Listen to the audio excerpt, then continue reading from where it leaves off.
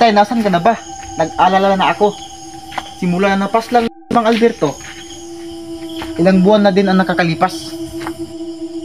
Pero hanggang ngayon, wala ka pa rin. Buhay ka pa ba, Itay? Sana, Itay, buhay ka pa.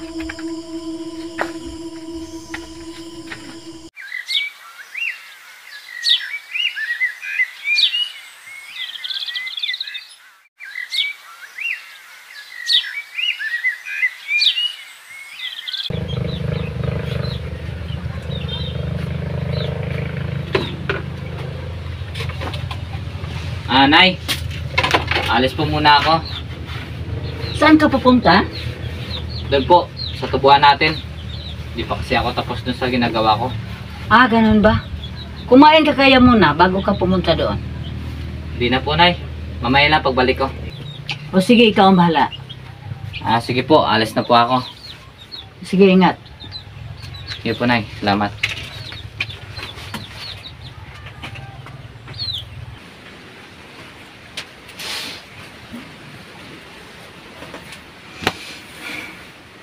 Sana hindi maisip ni Manuel na puntahan doon ang lupain namin doon sa kabilang baryo. Dahil sobrang napakadelikado at baka mapahamak pa siya. Paano kung sabihin ko kay Manuel ang totoo? Para hindi lang niya ipilit na kunin ang lupain namin doon sa kabilang baryo. Tama, sabihin ko na lang talaga ang totoo dahil ayaw ko mapahamak ang anak ko.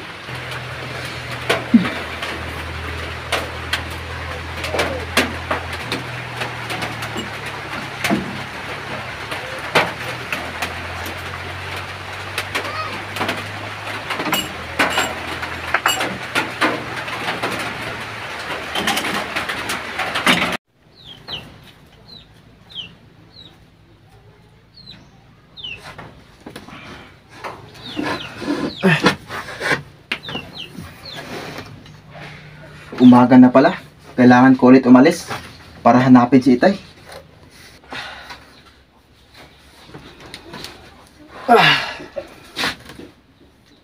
Tika, papel ba to? At parang mukhang sulat. Ngayon ko lang dito nakita.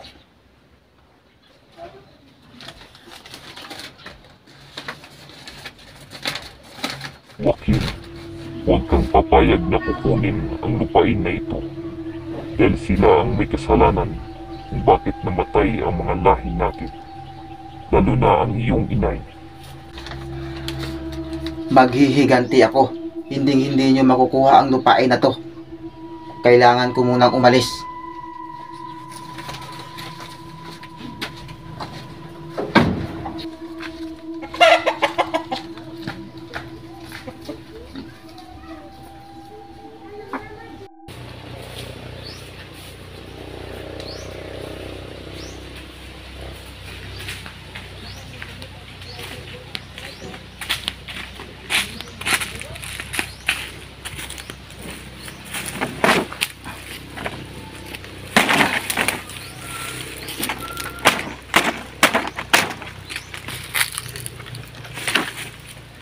Paupo nga muna bago ako magsimula.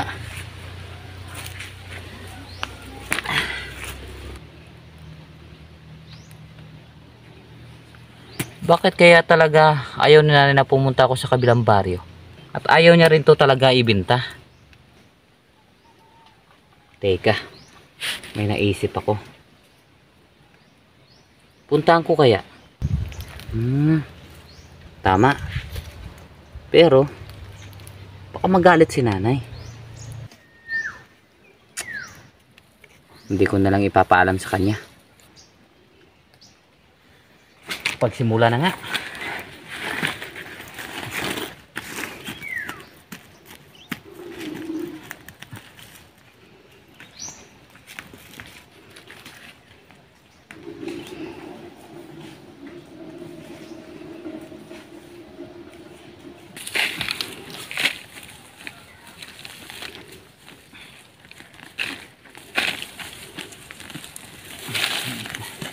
Ang daming damo.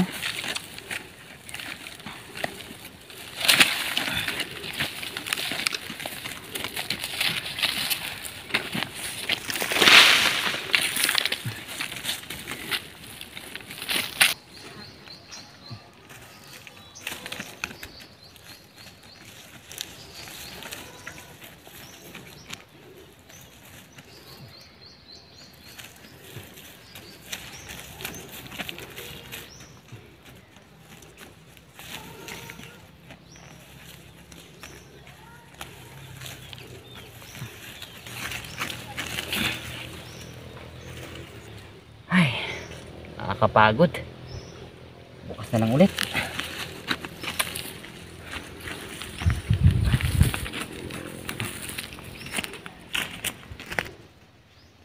Pagpapahinga nga muna saglit.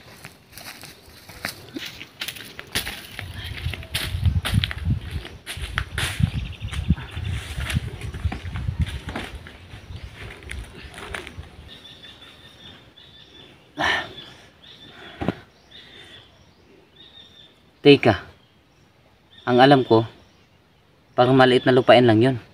Pero, kung mabinta ko yun, makakatulong din yun sa amin ni nanay. Iiwan ko muna tong mga dala ko.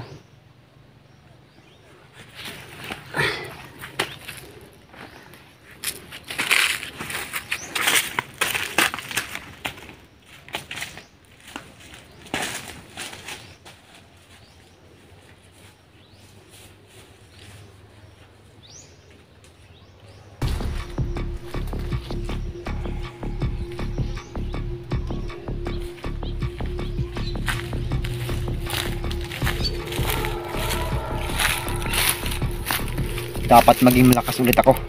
Dapat mapaghiganti ko ang mga lahi naming mga aswang.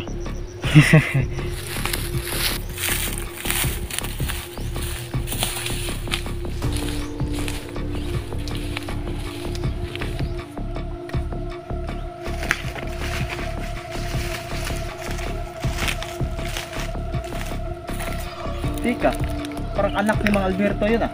Saan ka siya pupunta? At bakit siya nagawi dito? Matutuwa si nanay. At isa pa, hindi ko muna ipapaalam ka nanay para ma-surprise ko siya. Malayo pa ako. Bilisan ko na lang.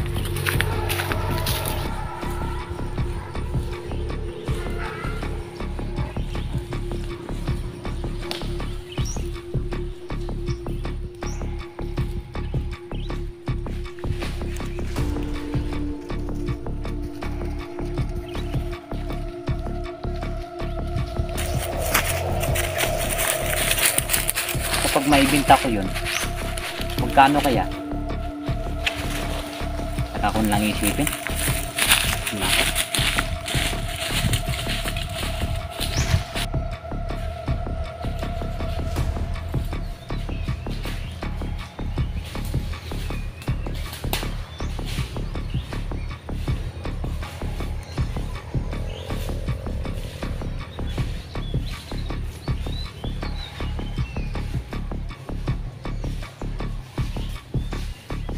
Mukhang alam ko na kung saan siya pupunta.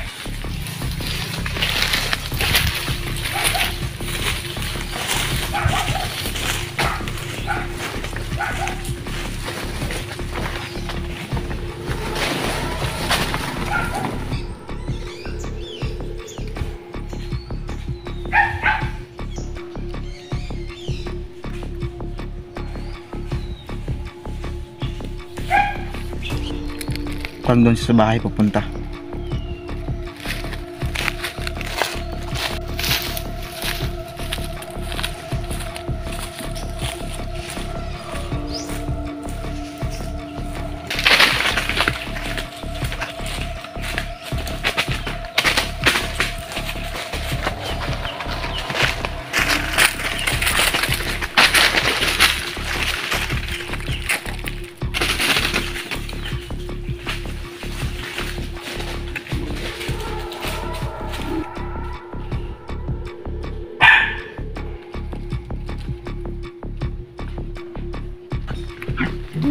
Teka, bakit may bahay na dito?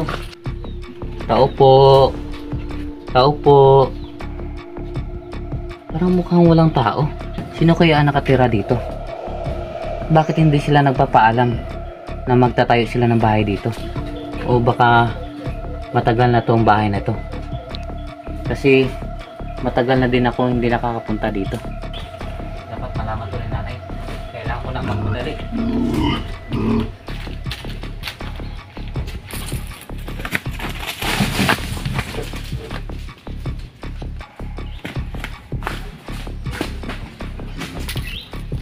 Akala nyo mababawi yung lupang to? Hindi mangyayari yon. Papatayin ko kayo. Dapat magpalakas muna ako. Alam ko may naramdaman ako sa kanya na nakakaiba. Kaya dapat ko itong paghandaan.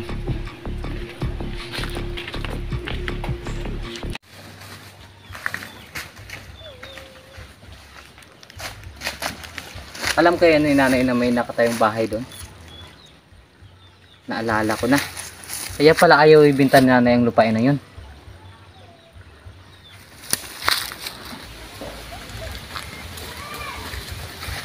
Alam niyo nga siguro may nakatira doon. Pero bakit hindi niya sinabi sa akin? Bakit? Tatanungin ko ulit siya.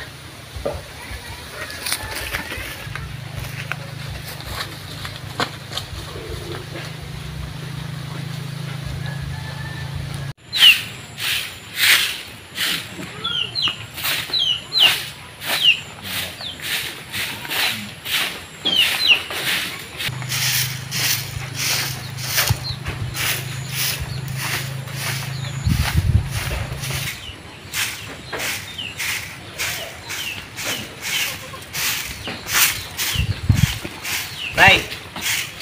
Oh, bakit Manuel? Parang nagmamadali ka. At ang aga mo yatang bumalik.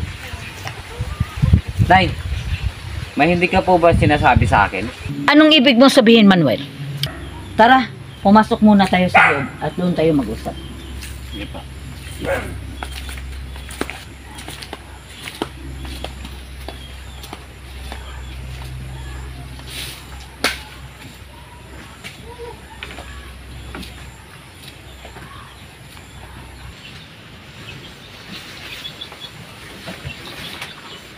Nay, nanggaling ako sa kabilang baryo at nakita ko na may nakatayong bahay doon. At sa tansya ko ay matagal na ito. Ngayon, nakita mo na, sasabihin ko na lang ang totoo. Ano pong totoo? Manuel, ang nakatira doon, hindi mga ordinaryong tao. Ano po ang ibig niyo sabihin, Nay? Isang aswang ang nakatira doon.